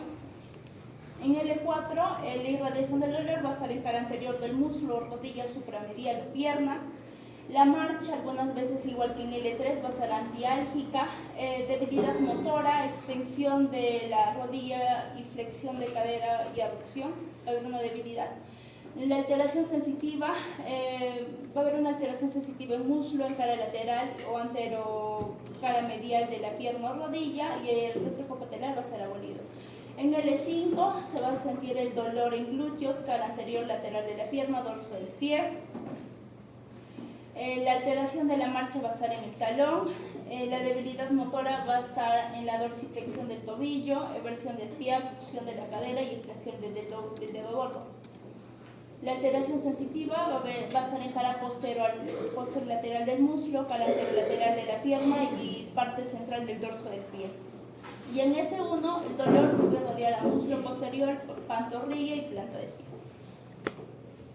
Bueno, en cuanto al tratamiento, se va a optar por tratamiento farmacológico, quirúrgico y dentro de esto también va a estar el tratamiento por fisioterapia, ¿no? Dentro del farmacológico, este tiene que ser agresivo y suele ser favorable. Va a ayudar a la reducción y abolición del dolor, va a mejorar la función neurológica, previene recurrencias, destaca factores psicógenos, evalúa el riesgo de daño gastrointestinal. Es importante utilizar AINES y opioides que van a ser más usados en primera línea, relajantes musculares para poder disminuir el dolor, benzodiazepinas, antidepresivos tricíclicos y tetracíclicos como la carbamazepina, 10 miligramos vía oral cada 24 horas con dosis máximas de 600 miligramos por día, gabapentina, 300 miligramos vía oral cada 8 horas con dosis máximas de 1800 miligramos por día, fenitoína, de 100 miligramos vía oral cada 24 horas con dosis máxima de 300 miligramos por día. Y en tanto a quirúrgico, lo opcional es no llegar a un tratamiento quirúrgico, ¿no? Primero iniciar con un tratamiento de rehabilitación física, para lo cual se va a poder optar por baños, ¿no? Con agua fría dentro de los 20 a 24 horas antes y después de, desde los 20 a 48 horas y desde las 48 horas para adelante con agua fría, ¿no? Para poder poder soltar el músculo, ¿no? Reducir la inflamación y el dolor. Luego también el quirúrgico se va a dar siempre y cuando, a pesar del tratamiento, de que no sirva, ¿no? El tratamiento físico y la rehabilitación no sirva, entonces se va a dar después de 6 a 12 meses, si persiste el dolor y no hay mejoras en el paciente, entonces la cirugía puede estar indicada, ¿no? En casos de herniación del disco intervertebral, el pronóstico llega a ser bueno, sin procedimiento quirúrgico. La indicación absoluta de intervención quirúrgica es siempre y cuando sea el síndrome de la caudequina o síndromes con compromiso intestinal o vesical y déficit neurológico motor progresivo. En ambos casos se necesita una radiografía o una mielografía con imagen por tomografía para poder demostrar y evaluar potenciales lesiones causantes del dolor.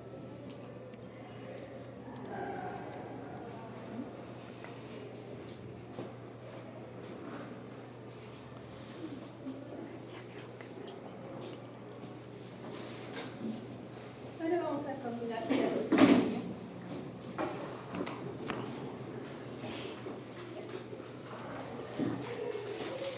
Vamos a tener que se define como el dolor en la zona del coxis, que recordamos que es el último hueso de la columna vertebral. La etiología básicamente va a dividirse en dos: traumática o no traumática. Traumática en un 70%, considerando caídas sobre el glúteo, específicamente sobre el coxis.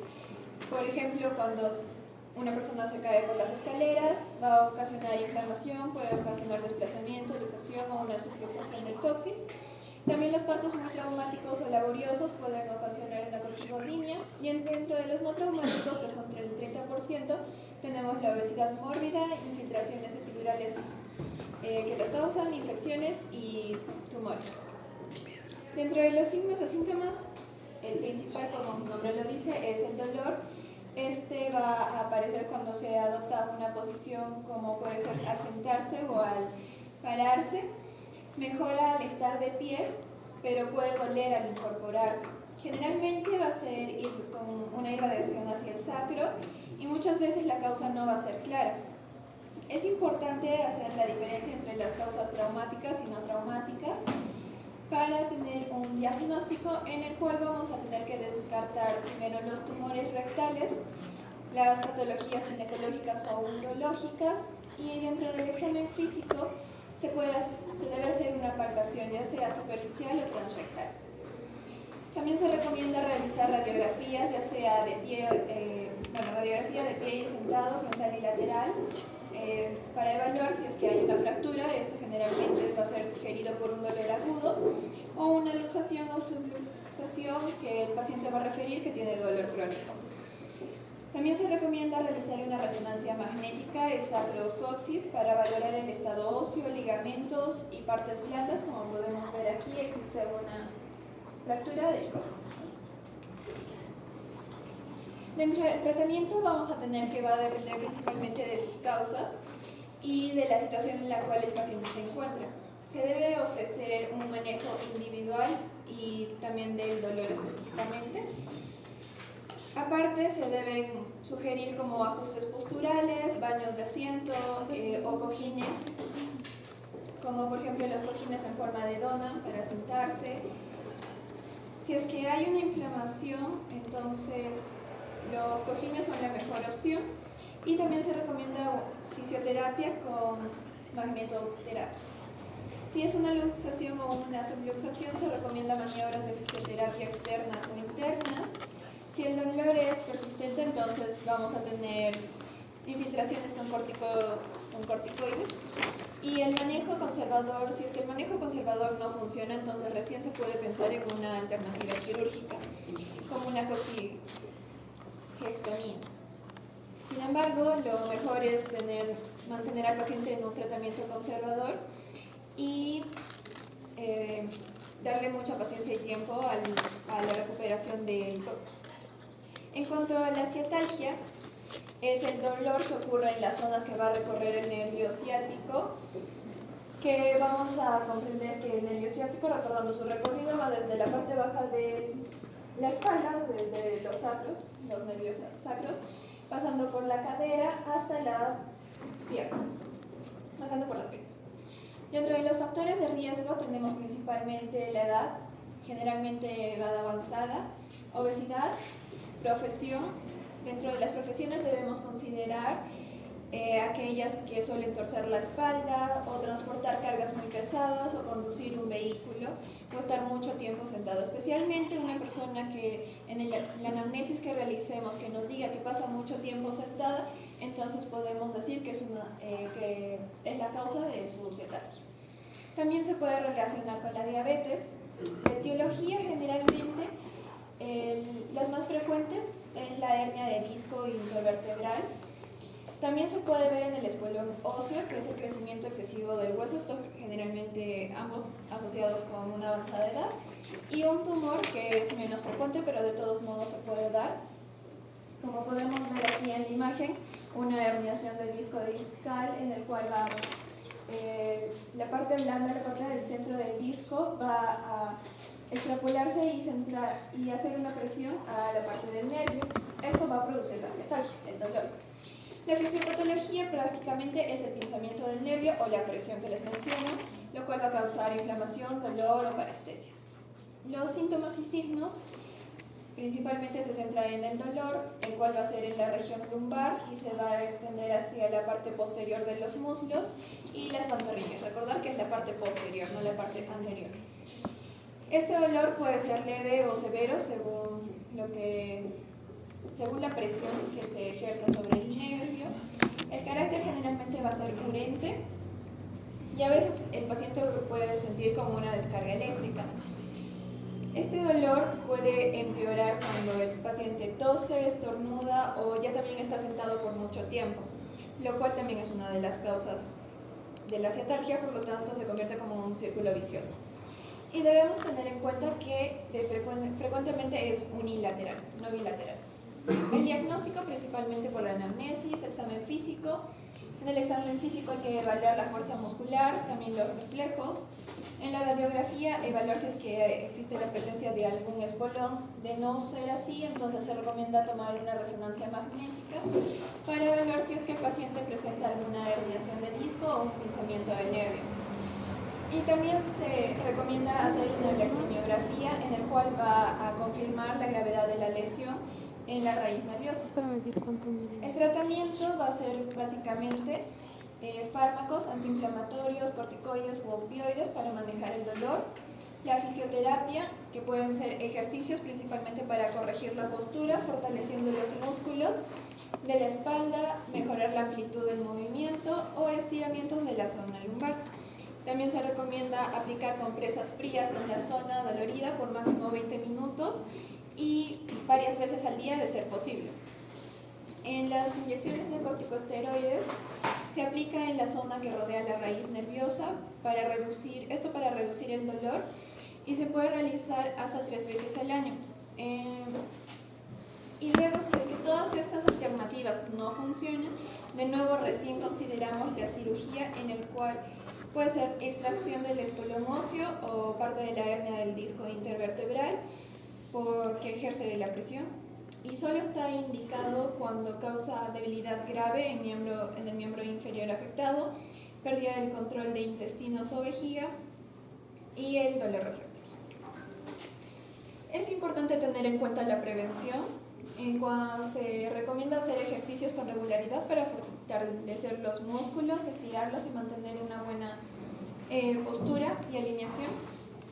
Y sobre todo tener una buena postura al estar sentando, tener un apoyo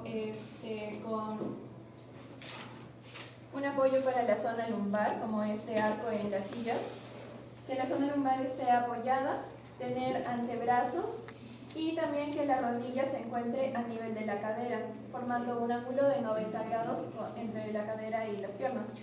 Es importante esta posición y no tener recargada la espalda ni la cabeza generalmente cuando una persona está con la computadora suele acercar los ojos, la cabeza, para poder ver mejor, lo cual predispone a una mala postura.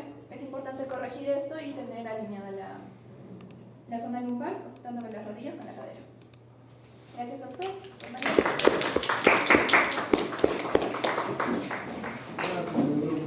Buena la presentación. Bueno, la parte de neuropatía, vamos un poquito a extender esa parte de terapia. Sin embargo, existen bastantes otras neuropatías, ¿no? Son las principales, las que han presentado ahora, las afectaciones de miembros superiores, columna lumbosacra, las más frecuentes, y dentro de ellas la más frecuente y la que más consulta genera es la lumbalgia, la que más ausentismo laboral genera, la que más pérdida de horas productivas en personas que están económicamente activas es la lumbalgia. Y en general el dolor es la primera causa de consulta médica, ¿no? Y es importante porque es de mucha frecuencia. Las que se presentan a nivel del miembro superior, las radiculopatías del miembro inferior, porque el miembro superior, el síndrome del túnel del carpo es el más común, está más relacionado al síndrome del sobreuso, ¿no? ¿En qué caso se da el sobreuso?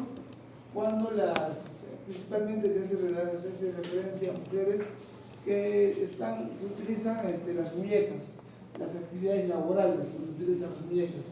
¿Quiénes utilizan las muñecas en actividades laborales? Las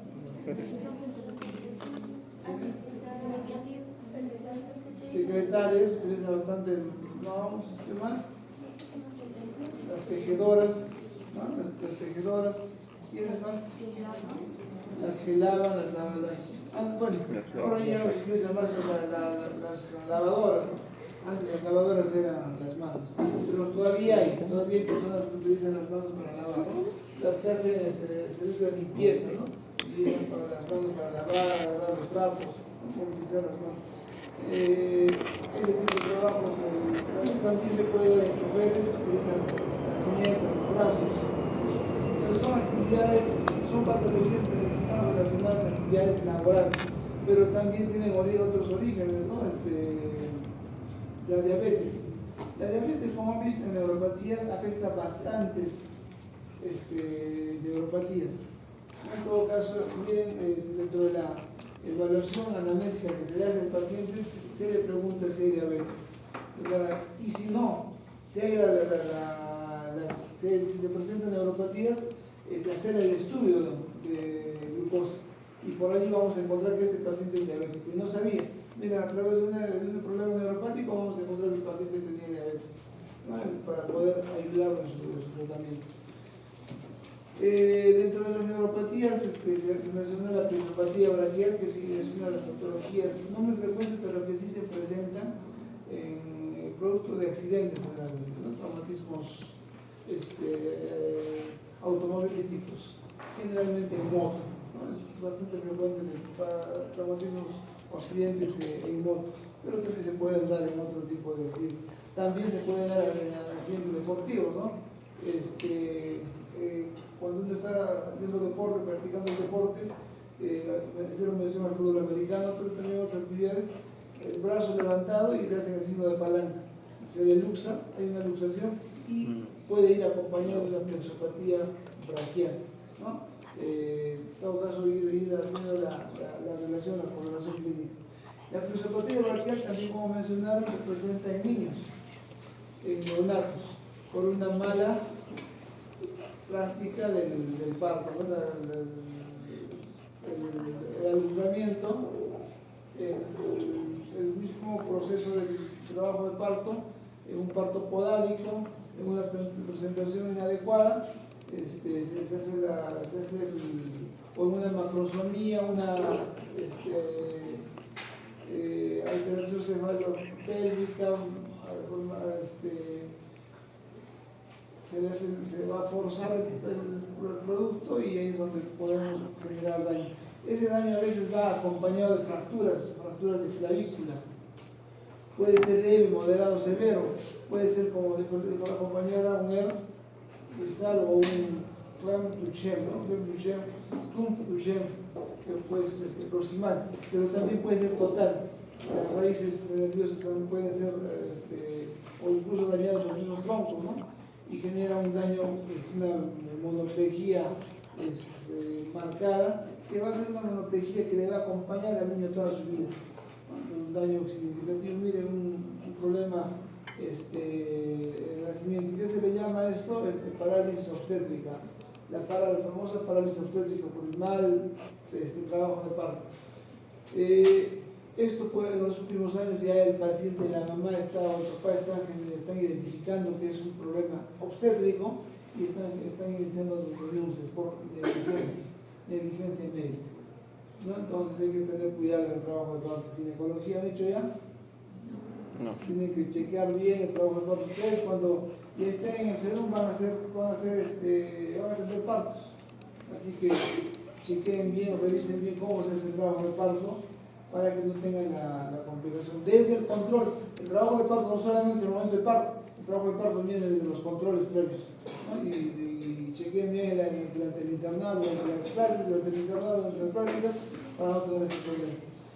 Otros problemitas que se presentan con bastante frecuencia dentro de las patologías es la famosa lumbocefalgia, ¿no? O la ciática. Tengo ciática, ¿no? Que no es de mucha frecuencia, más en la lumbalgia mecánica, pero también se puede presentar la lumbocefalgia. ¿Cómo vamos a diferenciar entre la ciatalgia y una lumbalgia mecánica? El signo de la segue, ¿no? La segue es casi patognomónico el signo de la segue es casi patognomónico de una ciatalgia, una lumbociática. El signo de la segue también hicieron referencia al signo de Bonnet, pero mucho más fácil de evaluar es el signo de la segue. Se puede confundir la ciatalgia con una pseudociática con el síndrome piramidal. El músculo piramidal se contrae, va a morder el recorrido del nervio ciático y se confunde con una ciatalgia. Pero ¿cómo vamos a discriminar? A través también del signo de la serie, ¿no? Para poder identificar si es una lumbalgia mecánica, si es un síndrome de síndrome piramidal o pseudociático también se llama, o si es una ciática, ¿no? Una lumbociática. Para poder discriminar el síndrome de la ceja es importantísimo. Además de la evaluación clínica y de las manifestaciones que nos van a dar los pacientes, las actividades físicas, alguna predisposición por actividad laboral o alguna otra malformación, pueden tener una escoliosis, una hiperlordosis, que pueden contribuir a ello, ¿no? Y si el paciente está desarrollando una resonancia, probablemente aparezca la famosa hernia del núcleo pulposo, que puede ser causante, pero en su generalidad no, son otras las causas. Y el proceso quirúrgico, como mencionaba en la presentación, es lo último que se debe recomendar al paciente, ¿no? Producto de la cirugía en columna por una probable hernia, el resultado no es tan bueno. En los últimos años, de acuerdo a las estadísticas, no está siendo muy favorable la cirugía. Hay bastantes fracasos, lo que se denomina espalda fallida. El paciente ha sido operado, a la semana, meses, aparece con el dolor igual o incluso mayor al dolor que tenía ante la operación.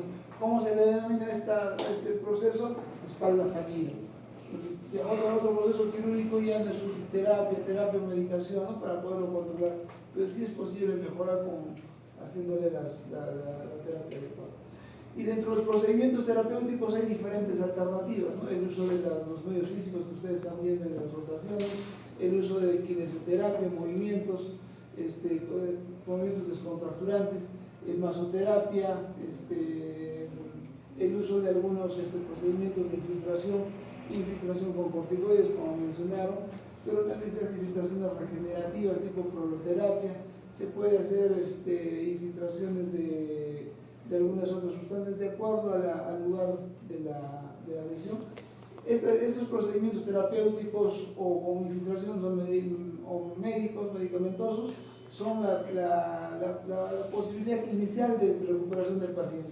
Ya cuando hay fracaso de todo esto, se puede dar la alternativa quirúrgica, pero ya como último recurso, cuando ya el paciente tiene recurrencia del dolor, ¿no? ¿Alguna pregunta? Nada. La pregunta sería si ya quieren ir a descansar. Bueno, felicitar a los dos grupos. Le pasan a la delegada, por favor, las presentaciones para poder preparar la evaluación de vuestras presentaciones. Bueno, de las exposiciones, bueno, de la lista, por favor, ya lo voy a pasar al... Somos 50 acá, dice. ¿Qué? No sé, la verdad. Somos 50. Acá te somos 50, cada uno vale. Una hoja de la rotación,